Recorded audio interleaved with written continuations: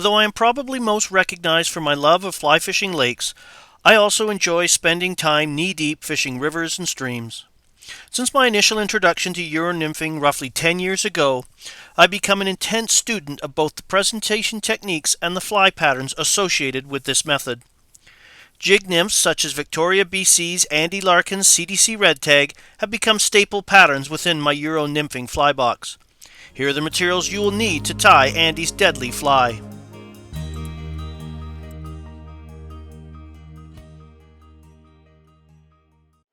So let's tie Andy Larkin's CDC Red Tag, an excellent example of a jig nymph. So into the vise I put a number 12 competition jig hook. These feature about a 60-degree down eye on the hook shank, and then I slid a 7/64 slotted bead, and you have to use a slotted bead because so they can navigate around the downturn on the eye. So they have a little slot in them, and Canadian lamb is an excellent source for these. So this fly you can tie with a silver slotted bead on a 7/64 for this number 12. If you go bigger, a number 8.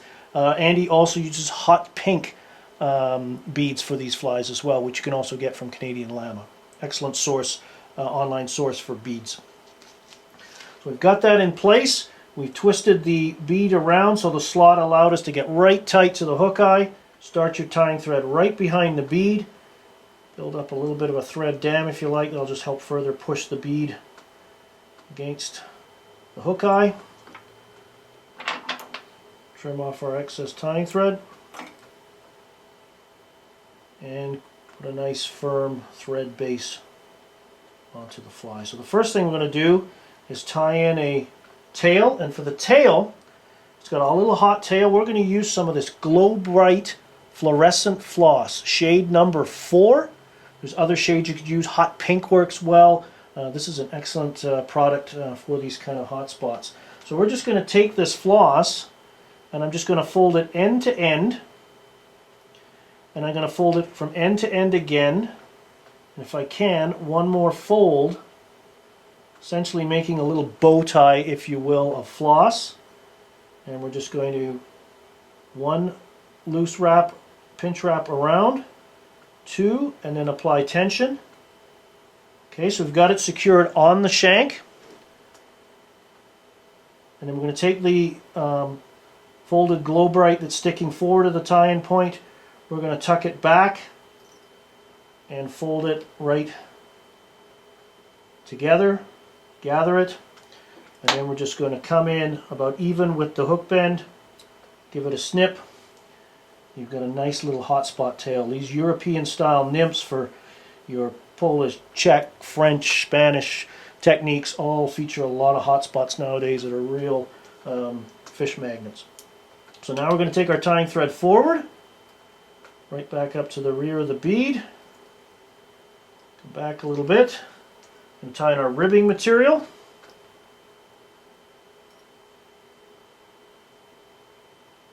And we're just going to secure that in place right along the side of the hook, all the way down. And now we're going to dub our body. You can use dyed red peacock curl or many of the peacock blends that are out there. I'm going to use one of my favorites, this good old Arizona semi-seal. Nice short fiber dubbing, take little pinches off, moisten my fingers, and just try and build up a nice thin, even dubbing noodle. We're going to dub this forward to form the body.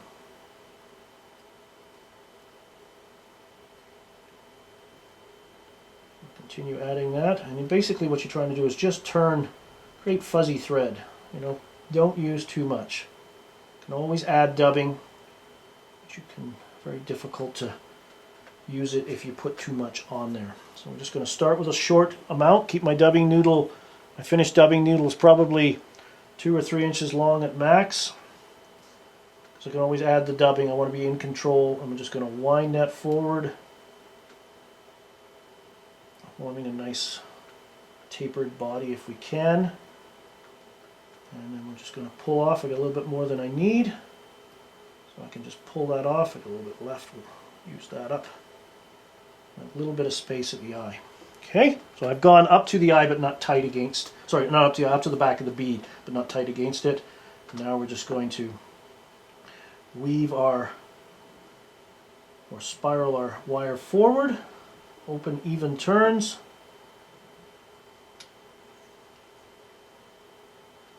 Tie it off, fold it back.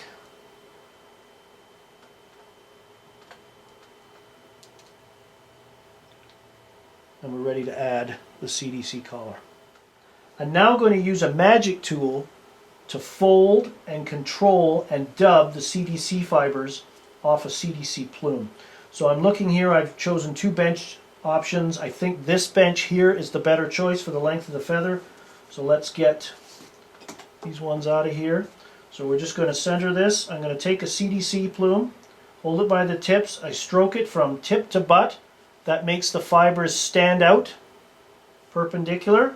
I'm going to lay that CDC plume onto the top of the bench, use gentle down pressure and work that CDC plume into and in between the jaws. So you can see how that's folded the CDC plumes up and it'll help isolate the stem. So I'm going to come in at this point, trim out the tip section and the butt section, get them out of there. I'm going to turn this on its side. Notice I'm always holding the tool up near the jaws. You don't want to grab it here because you could accidentally open the tool and then drop your folded CDC all over the floor.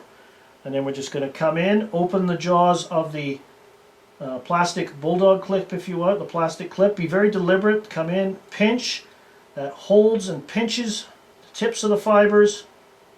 Gently slide away the bench. I'm going to rotate this around, again holding the tool near the tips. I'm just going to come in with these nice, specifically designed Petitjean scissors and trim out the stem, which I don't want. And now I have the little individual fibers of the CDC trapped, pinned in the bulldog clip, or the clip, plastic clip, ready to be inserted into a dubbing loop. To form the CDC collar, I could use a traditional dubbing loop, but I'm going to split the tying thread. This is why these flat threads, such as this 70 denier UTC black works so well, or 140 denier. And I'm just going to take my dubbing needle. Sometimes you have to give the thread a twist to see if counterclockwise to take any twist out. This is all right. I'm going to reach in there. I'm using a little sewing needle. I want to try and get this to split in the middle, so you can just take your, see how I'm using that, that'll help flatten it. Give myself a target, and I split the thread and I just pull this. You obviously want to be gentle because this is pretty thin stuff. Just get your finger in there, and I've split the tying thread.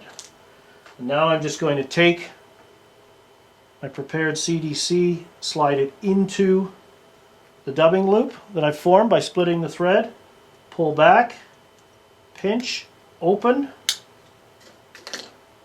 and then I'm going to pinch the tying thread right below and spin this in a counterclockwise fashion. I'm spinning the bobbin. Now I'm going to let go, and that twist carries right on up. And you can continue twisting, and then I'll continue to twist.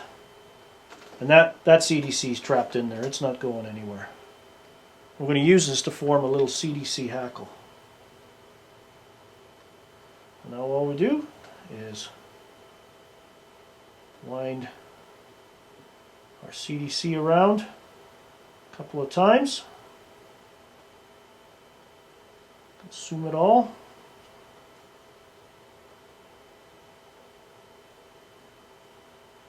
A nice little CDC thorax, quite bushy there.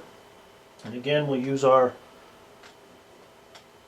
coat the tying thread with brushable super glue.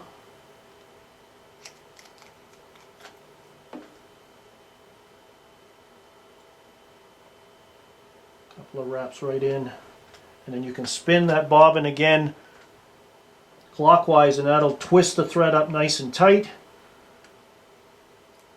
Won't cover as much surface area so many wide wraps that maybe show through. 3 to 5 turn whip finish. Trim. And your CDC Red Tag is done. Just a finishing touch, you can give this a bit of a brush. Roughen up the dubbing, sweep the CDC fibers out. You can make this sparse or as heavy as you like. This one may be a little bit heavy, but you get the idea. It works well. And of course, if you're worried about the length of some of these strands, you could pinch them off just like you would marabou. But there you go, the finished CDC Red Tag. Great little fly on a European nymphing rig. It's going to ride hook point up, bounce off those rocks, minimal snags, and is a real fish catcher. For more information on fly fishing, and stillwater fly fishing in particular, please visit my website at flycraftangling.com. Here you'll find lots of information, including fly fishing tips, fly patterns, articles, dates on my seminars and schools, along with links to my blog and mine and Brian Chan's online stillwater fly fishing shop. You can also visit our store directly at stillwaterflyfishingstore.com. Please join the conversation on my Facebook page or follow me on Twitter. Thanks for watching, and please take the time to watch my other tying videos as well.